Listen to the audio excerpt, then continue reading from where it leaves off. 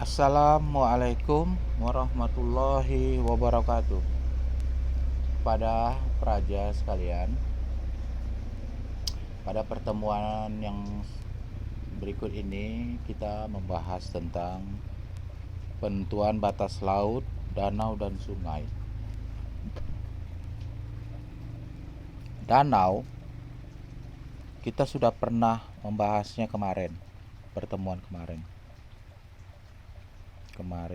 Begitu juga dengan sungai. Nah, fokus pada pembahasan kita ini adalah pembahasan tentang laut. Penetapan batas laut itu penting untuk melihat seberapa besar kewenangan pemerintah kabupaten, kota, bahkan pemerintah provinsi dalam pengelolaan laut. Banyak daerah-daerah di Indonesia, apalagi Indonesia negara kepulauan, di mana sumber daya alam berupa laut belum maksimal dipergunakan oleh masyarakat karena regulasi yang dikeluarkan oleh pemerintah daerah itu tidak banyak tentang mengatur tentang laut. Begitu juga dengan infrastruktur yang ada di laut. Sehingga banyak sekali daerah-daerah yang belum maksimal menggunakan memanfaatkan potensi laut kita. Kita sebagai negara kepulauan yang mana sepertiga dari luas wilayah Indonesia adalah lautan. Kita banyak sekali kekayaan laut yang ada di Indonesia, tetapi belum maksimal penggunaannya. Oleh sebab itu pemerintah daerah harus lebih maksimal dalam rangka meningkatkan perekonomian masyarakatnya untuk pengelolaan sumber daya kelautan. Apa yang ada baik mineral maupun perikanan. Sehingga mengurangi namanya pencurian ikan oleh nelayan-nelayan negara lain. Di daerah, khususnya di daerah kabupaten kota, banyak program tentang kelautan yang belum maksimal dilaksanakan karena masih bingung di mana kewenangan dia, apa batasnya, bagaimana menetapkan batasnya terhadap daerah lain yang kebetulan kabupaten kota yang bersebelahan dan memiliki laut. Itu yang membuat mereka bingung. Akibatnya mereka lebih mengambil pada jalur daripada bingung, ya udah tidak mengelola sumber daya alam berupa laut. Sedikit kita akan ulas tentang mengenai sungai. Kemarin juga udah ditentukan, tetapi udah dibahas, tetapi kita akan ulas sedikit tentang sungai. Sumbu sungai yang dapat dilayari diartikan sebagai bagian dan sungai yang paling dalam. Bagian sungai yang dapat dilayari ini disebut dengan talweh. Ketentuan umum telah disepakati dalam Traktat Perdamaian Paris tahun 1919 tentang talweh ini. Talweh ini adalah bagian sungai yang paling dalam. Bukan hanya dalam tetapi bisa dilayari. Bisa dilayari dengan kapal yang tentunya kalau sungainya besar maka seperti Sungai Musi di Palembang itu talwehnya itu dalam sekali. Itu bisa dilayari oleh kapal bermuatan ratusan ton. Tetapi bagaimana dengan sungai-sungai yang hanya dilayari oleh sampan nelayan yang masih kategori kecil? Itu juga sama penentuannya, yaitu talwehnya itu diambil daripada yang terdalam yang bisa dilayari. Seperti gambar berikut ini. Ini adalah permukaan sungai. Nah, ini tebing sungai, daratan sungai, ini dasar sungai. Ini daerah A, ini daerah B. Bagaimana menetapkan batasnya? Ya mudah sekali karena memang sungainya itu kebetulan normal. Seperti ini. Pertama diambil dulu garis tengah dari permukaan sungai. yaitu berupa titik A namanya. Setelah itu, maka tentukan tengah-tengahnya, yaitu ini, tengah-tengahnya. Jika di dalamnya belum menunjukkan titik yang tepat, maka diambil titik B, yaitu tengah-tengahnya. Mana titiknya? Ternyata titik B juga. Dalam gambar ini titik B sudah menemukan titik tengah belum menemukan titik tengahnya. Belum menemukan, dalam hal ini titik B belum menemukan titik tengah. Ini diambil tengah-tengahnya titik B. Ternyata belum sampai kepada titik tengah-tengah dari sebuah talweh. Jika ini ditetapkan berdasarkan ini, maka daerah B akan sedikit dilayari. Karena sedikit dilayari, maka perekonomian tidak akan tumbuh. Tidak ada yang mau kapal yang singgah kemari karena dangkal. Maka digeserlah titiknya, ini dia, yang paling dalam. Ini adalah titik yang paling dalam, ya. Nah, ini adalah titik yang terdalam. Nah, inilah yang disebut dengan talweh.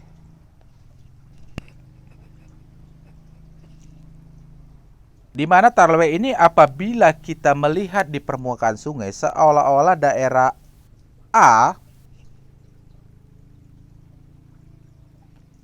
sangat dikit wilayah sungainya dibandingkan daerah B. Tetapi bukan dikit banyaknya luasnya di permukaan, tetapi daerah mana yang bisa dilalui sehingga kapal itu bisa di tengah-tengah berlayar. Bisa singgah ke daerah A dan bisa juga singgah ke daerah B. Rasa keadilan antara daerah A dan daerah B itu cukup tinggi dengan penetapan garis yang paling dalam. Garis paling dalam dari dasar sungai. Ini dasar sungai. Dasar sungai yang terdalam.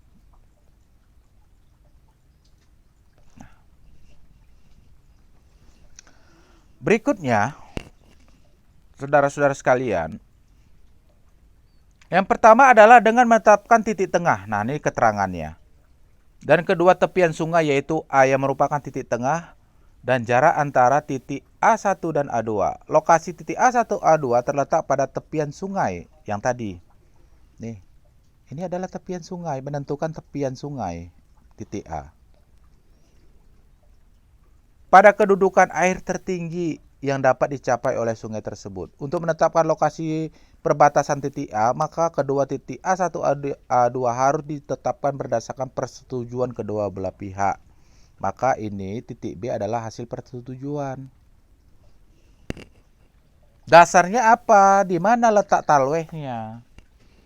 Disaksikan bersama bahwa letak talwehnya untuk menetapkan dasar sungai yang terdalam, kita membutuhkan keahlian khusus di dalamnya, yaitu oceanografis. Oceanografis itu adalah ilmu yang mempelajari tentang pemetaan dasar sungai dan laut. Dengan ilmu oceanografis, kita akan ketahuan mana daerah permukaan sungai yang terdalam. Tetapi banyak daerah dalam penetapan sungai, apalagi pada penetapan batas kabupaten dan kota, akibat malas menggunakan ilmu oceanografi dan ilmunya itu juga agak sedikit langka, ya udah kita permukaannya aja kita hitung tengah-tengahnya. Ya sepakat. Maka ada daerah yang dirugikan tengah-tengahnya. Tidak semua daerah itu tengah-tengahnya itu bisa dilalui. Saya menggambarkan sebuah sungai yang tidak normal. Ya. Sungai yang tidak normal. Ini ada sungai dalam. Ini paling dalam. Nah. Ini permukaan sungai. Kalau jika diambil titik tengahnya, maka di sini. Ini titik tengahnya. Ini batasnya. Ini daerah A, ini daerah B. Siapa yang dirugikan? Adalah daerah A. Karena apa? Tidak ada kapal yang mau kemari. Lewat juga enggak. Sehingga apa? Kapal itu kalau berlayar kemari kandas. Oleh sebab makanya berlayar di sini saja.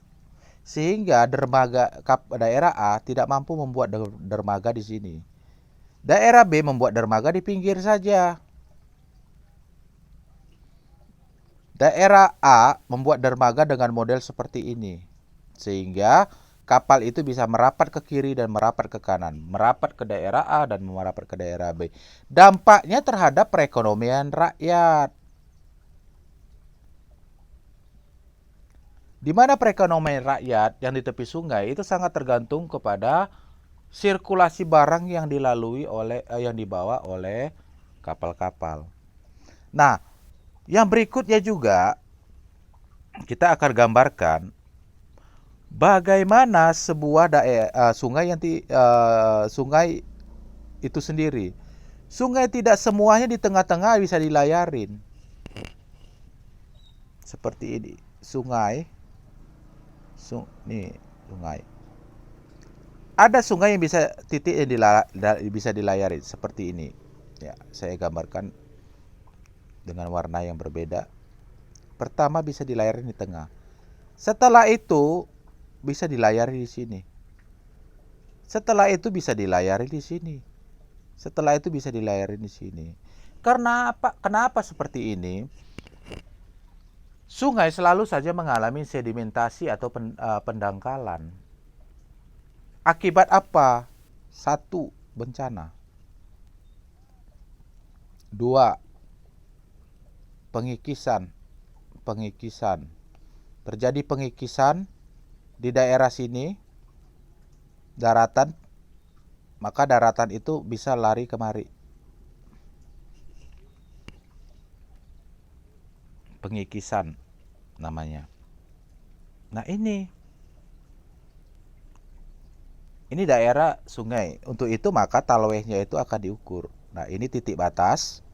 Kalau kita lihat, ini titik batas, titik batas, titik batas, titik batas, titik batas, titik batas, titik batas. Agar terjadi keadilan dalam pengelolaan sumber daya sungai, khususnya dalam hal untuk perdagangan. Inilah pentingnya mengapa sungai itu perlu ditentukan tepal batas, bukan berdasarkan permukaan saja diambil di titik tengah, tetapi berdasarkan talweh. Nah, ini talweh ini. Ini talweh. Nah, yang berikut adalah pertama, ini tadi udah diterangkan. Yang berikutnya adalah Permendagri nomor 1 tahun 2006 telah dicabut, digantikan dengan Permendagri 76 tahun 2012 yang mengatur tentang tapal batas sebuah daerah, ya, tapal batas sebuah daerah. Berikutnya adalah menurut Saji menjelaskan bahwa berdasarkan prinsip-prinsip pada ordonansi,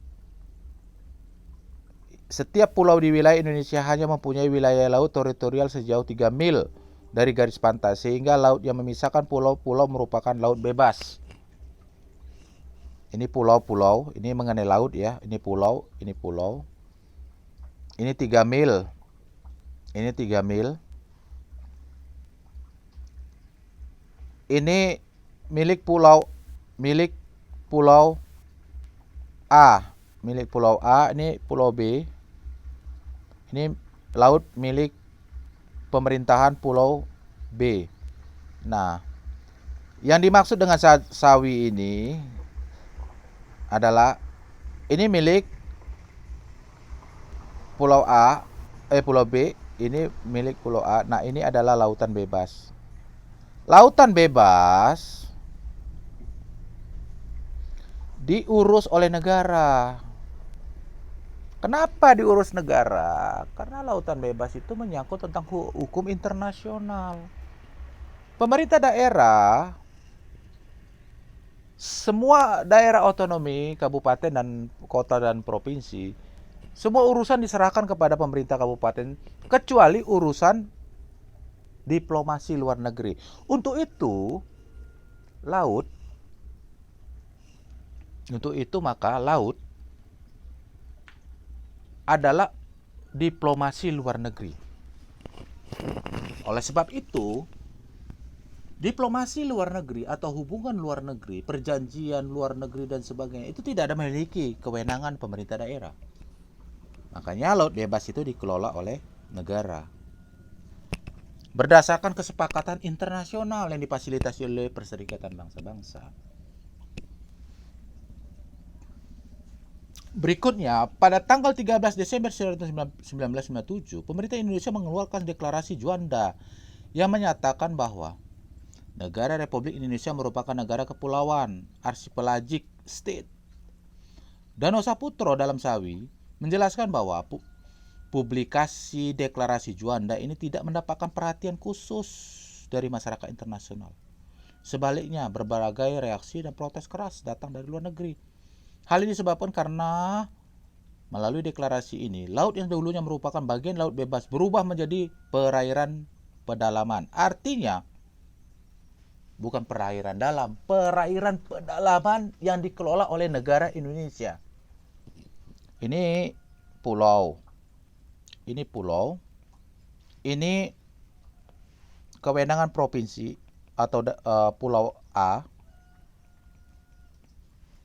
ini pulau B, ini kewenangan yang dulunya adalah laut bebas, maka ini adalah laut dalam. Laut pedalaman, artinya laut pedalaman dalam sebuah wilayah NKRI. Untuk itu, prinsip daripada deklarasi Juanda, laut bukanlah sebuah pemisah, tapi laut adalah pemersatu negara Indonesia. Inilah dasar dari pemikiran filosofis dari deklarasi Juanda tahun 1957. Maka laut ini, apabila ini laut bebas, maka pulau ini terpisah oleh kewenangan internasional. Maka deklarasi Juanda mengatakan bahwa ini adalah laut pedalaman. Artinya laut pedalaman NKRI. Indonesia punya prinsip bahwa laut bukanlah pemisah, tapi laut pemersatu. Oleh sebab itu banyak negara-negara yang protes. Karena apa? Nggak bebas mengelola lautnya. Ya kita harus tegas bahwa laut Indonesia tidak boleh dikelola oleh orang-orang luar negeri. Untuk itu kita mengklaim. Bahkan Jepang sekalipun mengklaim ini Jepang itu adalah negara pulau. Ini Jepang. Ini daratan. Ini Jepang. Mengklaim 75 mil. Dalam rangka apa? Dalam rangka perdagangan internasional. Bahwa setiap perdagangan yang dilakukan di dalam wilayah 75 mil ini, Jepang menjamin keamanannya. Akibatnya, keamanan laut tidak terjadi. Makanya di perairan Jepang tidak ada perompak-perompak seperti di Somalia. Karena Jepang menjamin perdagangan 75 mil dari Jepang itu dijamin keamanannya oleh Jepang. Untuk itu maka segala bentuk perdagangan lewat laut Jepang tidak ada bermasalah seperti terjadi di perairan Somalia. Nah, itu yang diambil oleh negara Jepang. Yang berikutnya, ini bagaimana cara menentukan batas laut? Laut itu ada 3 musim yang membuat perubahan di air permukaan laut.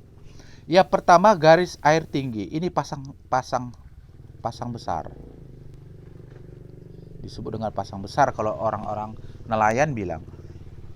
Garis air rata-rata. Kalau orang Sumatera bilang disebut dengan pasang mati. Kenapa disebut dengan pasang mati? Ini pasang normal, tidak besar. Normalnya laut itu seperti itu. Nah, yang ini terjadi adalah pasang surut. Dari titik inilah diambil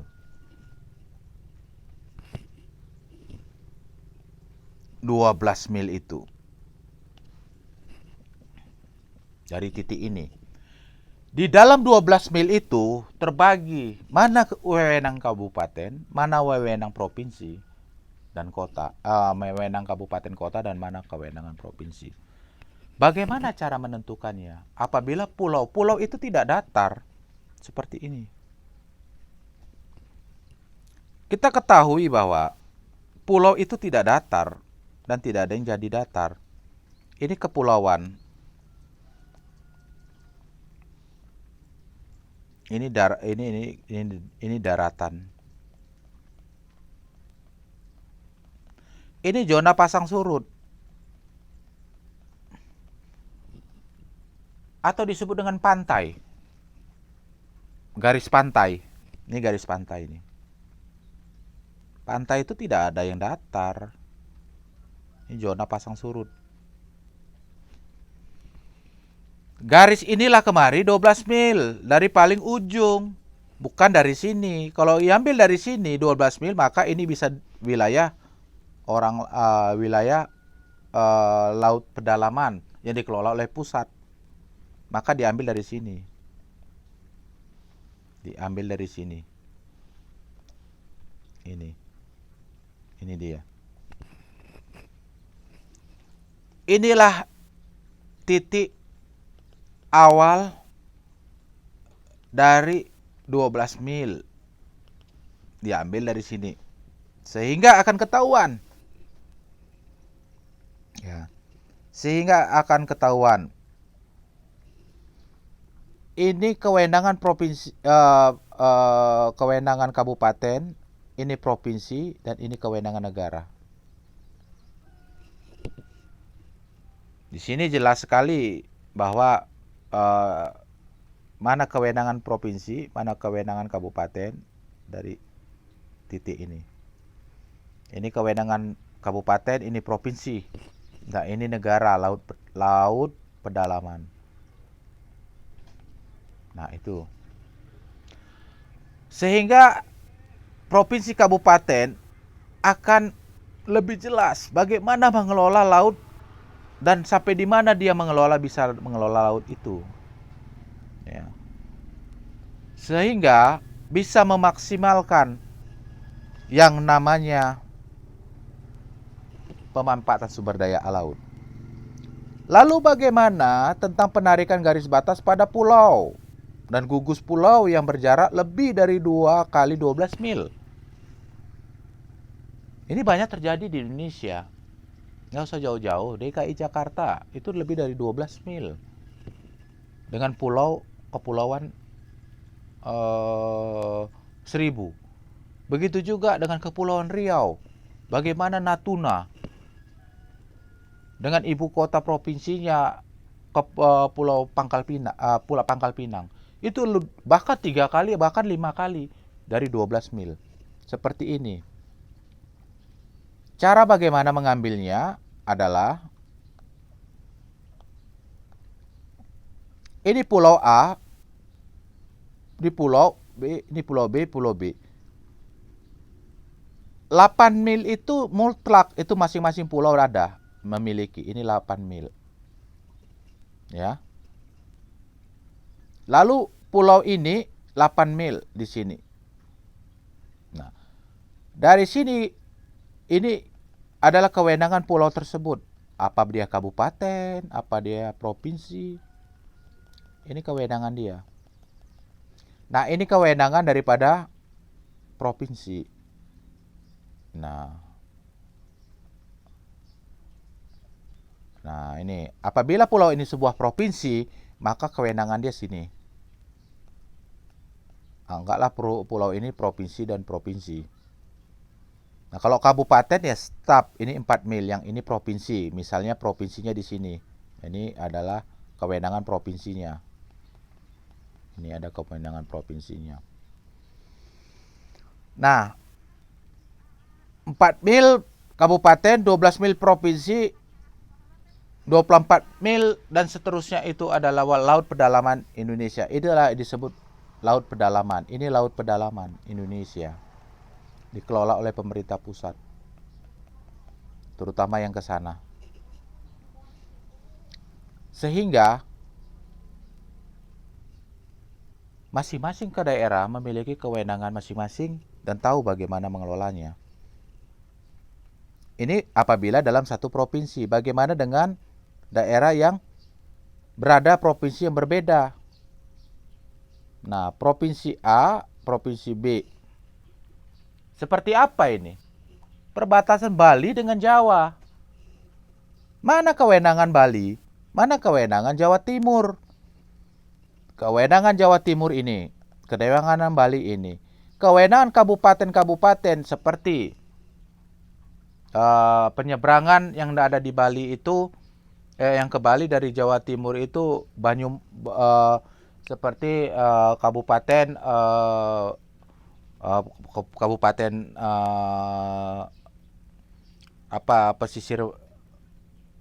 pesisir daripada yang ingin, kalau jika kita ingin Banyuwangi, ini Banyuwangi, pelabuhan Banyuwangi menyeberang ke Provinsi Bali, maka ini milik kabupaten. Ini mungkin milik kabupaten lainnya. Ini milik kabupaten lainnya. Ini milik kabupaten lainnya. Nah, ini milik Kabupaten Banyuwangi. Yang ini mungkin saja milik kabupaten, katakanlah Tabanan dari Provinsi Bali. Ini milik Kabupaten Tabanan. Yang ini mungkin milik Karangasem. Yang ini mungkin milik Kota Denpasar dan sebagainya. Tapi yang ini milik Provinsi Bali. Ini milik provinsi. Ini beda provinsi, Provinsi Jawa Timur. Ini milik Provinsi Jawa Timur. Sehingga apa? Ketahuan bagaimana mengelolanya. Namun, apabila penyeberangan itu antar pulau itu bisa dikelola oleh provinsi atau pulau. Tapi kalau dia pelabuhan yang sifatnya internasional, itu dikelola oleh pemerintah pusat. Seperti apa itu? Seperti ini. Pelabuhan Sunda Kelapa, yang ini Pelabuhan Tanjung Priok. Pelabuhan Sunda Kelapa dikelola oleh pemerintah provinsi. Karena apa? Pelabuhan Sunda Kelapa itu adalah pelabuhan bersandarnya kapal-kapal dengan pelayaran dalam negeri antara pulau di dalam satu negara Indonesia. Jika Anda ingin menyeberang ke Pulau Seribu, bukan dari Tanjung Priok, tapi dari Sunda Kelapa, Pelabuhan Sunda Kelapa. Tetapi jika Anda mau ke luar negeri, maka lewat kapal, maka ya lewat Tanjung Priok. Karena Tanjung Priok itu dikelola oleh pemerintah pusat. Ini menyangkut tentang lautan ke luar negeri, yaitu laut internasional. Nah, ini ingin berlayar ke Pulau Seribu. Nah, itu bedanya. Lalu yang berikutnya, prinsip sama jarak untuk daerah berbatasan saling berdampingan. Tadi tidak saling berdampingan, antara Bali dengan Jawa Timur dipisahkan oleh sungai. Nah, tetapi ini daerah berdampingan. Contoh apa? Jawa Barat dengan Jawa Tengah. Di mana titik ini? Yang ini Cilacap, yang ini Pangandaran. Bagaimana cara mengambil garis batasnya? Itu dilihat dari lurusan dari batas darat. Oleh sebab itu, nanti pertemuan berikutnya kita akan bahas tentang bagaimana penetapan batas darat. Pilar provinsi bagaimana? Membangun pilar batas kabupaten bagaimana? Pilar batas kecamatan bagaimana? Dan pilar batas desa bagaimana? Itu ada dalam Permendagri 76 2012. Yaitu ini batas daerah A, Jateng, Jatim. Nah, ini kabupaten. Yang ini juga kabupaten, Cilacap. Yang ini Kabupaten Pangandaran. Mereka ambil, ini batas provinsi, maka diambil garis tengahnya. Lalu bagaimana batas kabupatennya? Kan jelas ini ada wilayah perairan kabupaten. Maka diambil, sampai di sinilah dia batas kabupatennya. Sampai ini batas kabupaten. Nah, ini perairan kabupaten. Ini perairan kabupaten Cilacap. Ini perairan kabupaten Pangandaran. Ini perairan provinsi Jawa Barat, perairan provinsi Jawa Tengah. Seperti itu penentuan batasnya. Sehingga tahu bagaimana mengelola batas kabupaten, bagaimana kewenangannya. 4 mil, ini 4 mil. Ini 12 mil. Sehingga kita tahu bagaimana kabupaten itu untuk membangun infrastruktur perekonomian bagi masyarakatnya, terutama di pesisir pantai. Banyak daerah-daerah yang tidak mengerti dan tidak memahami bagaimana apakah laut itu punya mereka atau tidak. Sehingga infrastruktur perekonomian di pesisir pantai tidak terbangun. Akibatnya apa? Perekonomian masyarakat di pesisir pantai tidak terperhatikan. Pemerintah pusat, dalam hal ini Kementerian Dalam Negeri, untuk mengelola seperti ini ada namanya Badan Pengelola Perbatasan. Tetapi lebih pada pengelolaan perbatasan yang berkaitan dengan batas provinsi dengan negara lain. Tetapi batas kabupaten itu tidak terlalu mereka mencampuri. Untuk itu maka kabupaten kota tuh harus berinisiatif bagaimana mempelajari tentang penetapan batasnya, agar mereka tahu sampai mana kewenangan itu bisa dijalankan dalam pengelolaan sumber daya kelautan. Ini yang terpenting bagi pemerintah daerah. Sehingga pemerintah daerah itu sendiri paham bagaimana sebuah daerah mengelola sumber daya lautnya. Berikut terakhir adalah tentang bagaimana batas itu dipisahkan oleh laut, selat, sungai yang besar. Nah, itu mudah sekali. Mudah sekali. Mengacu kepada talweh. Ini kebetulan talwehnya di tengah-tengah. Bisa saja talweh itu ada di sini. Bisa saja di sini. Maka batasnya itu seperti ini.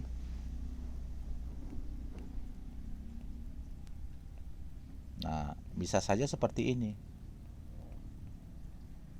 Tapi jika batas itu berupa selat, katakan seperti Lampung dengan Jakarta, maka bisa digambil garis lurus. Seperti ini garis tengah-tengahnya, itu Selat Sunda, dibagi 2. Tapi apabila ini bukan selat, ini bukan selat dan sungai besar. Kalau sungai besar bisa saja garisnya itu berbeda-beda. Seperti ini. Nah, jika selat cukup dengan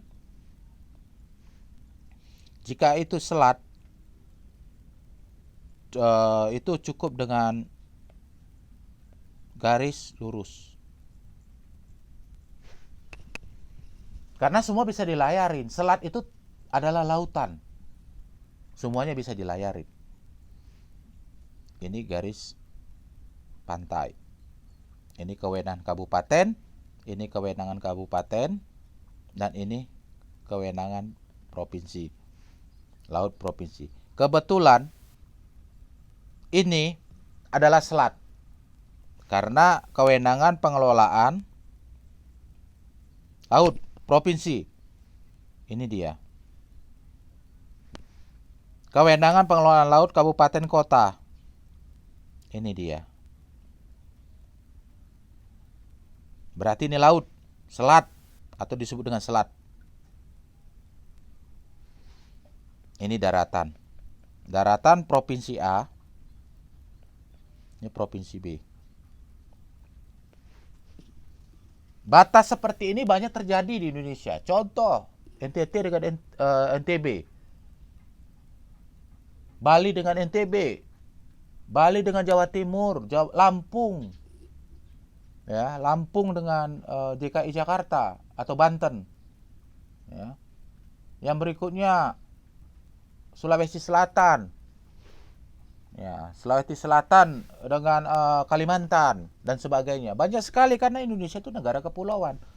Untuk itu memang kita harus banyak menyusun regulasi untuk penetapan batas tersebut dan pemberian kewenangan secara terperinci dalam bentuk Permendagri, Kepres tentang pengelolaan laut sehingga pemerintah daerah bisa mengalokasikan anggarannya untuk pembangunan infrastruktur perekonomian di pesisir pantai.